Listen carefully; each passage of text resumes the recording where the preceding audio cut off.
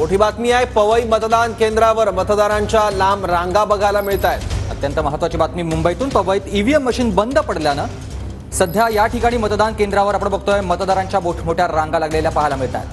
मतदार नाराज देखील झालेले बघायला मिळतात। अनेक मतदारांचा संताप होतोय, कारण मतदानासाठी भर उन्हात अनेक मतदारांना मतदानाचा हक्क बजावण्यासाठी ताटकळत उभं राहावं लागतंय। तर पवईमध्ये ईव्हीएम मशीन बंद असल्यानं आदेश बांदेकर देखील संतापलेले पाहायला मिळाले। आमदार दिलीप लांडे मतदान केंद्रावर गेल्यानं आदेश बांदेकर यांनी आक्षेप घेतलेला आहे। मतदानासाठी मतदार सकाळपासून ताटकळत उभे आहेत। सकाळी 8 पासून मतदानावर याचा परिणाम होतोय।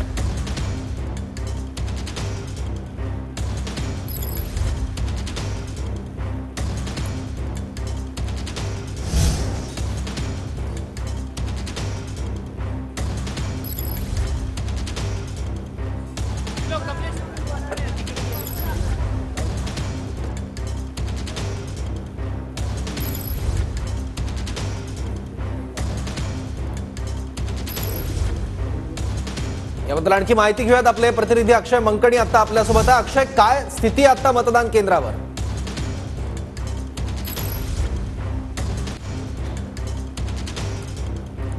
तर अक्षय, याच्याशी आपला संपर्क सध्या तुटलेला, आपण पुन्हा त्याच्याशी संपर्क साधणार आहोत। पण आपण बघतोय सध्या पवईमध्ये मतदान केंद्रावर मतदारांच्या मोठमोठ्या रांगा लागलेल्या आहेत।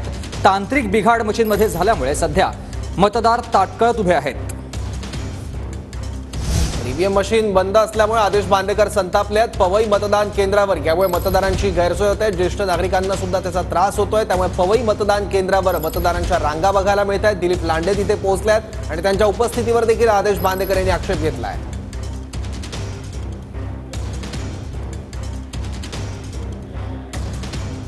क्रमांकामध्ये ईव्हीएम मध्ये गडबडी आहे, तांत्रिक बिघाड आहे असं मतदारांचा आरोप आहे। काही मतदार जे आहेत ते बिना वोटिंग करता निघून गेलेले आहेत। ही खरी परिस्थिती आहे, परंतु या ठिकाणी 57 नंबरची जी मशीन होती ती खराब झालेली होती। 11:30ला खराब झाली, 12:30ला नवीन मशीन आली। 1 तास मतदान बंद होतं आणि 1 तासामध्ये बरेचसे लोक जे आलेले होते ते परत गेले। परंतु निवडणूक आयुक्तांना मदत करणं हे पण आमचं कर्तव्य आहे आणि म्हणून त्यांच्या अडचणी समजून तातडीने त्या ठिकाणी 57ला नवीन मशीन आणण्यासाठी प्रयत्न केले आणि नवीन मशीन लागलेली आहे। 58मध्ये मोठ्या प्रमाणामध्ये मतदारांचा आशीर्वाद रांगेच्या माध्यमातून आहे आणि म्हणून या 2 बूथमध्ये मोठ्या प्रमाणामध्ये मतदार हे मतदान करण्यासाठी आलेले आहेत। थोडंसं त्या ठिकाणी आमचे जे कर्मचारी असतील यांच्याकडून काय चुका असतील त्याच्यामुळे थोडंसं मतदान स्लो चाललेलं होतं।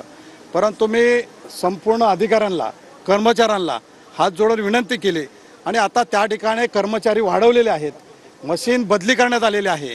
आता त्या ठिकाणी मतदान व्यवस्थित सुरळीत चालू आहे। तुम्ही आतमध्ये कसे घुसू शकता? तुमच्यासोबत इतर देखील कसं असतं, ऊन आहे, उन्हामध्ये बराच वेळ ते लाईनमध्ये उभे असतील आणि त्यामुळे उन्हामुळे थोडंसं डोकं गरम झालेलं असेल आणि ज्या ठिकाणी मतदारांचा आशीर्वाद पाहून मतदारांच्या चेहऱ्यावरून दिलीप मामा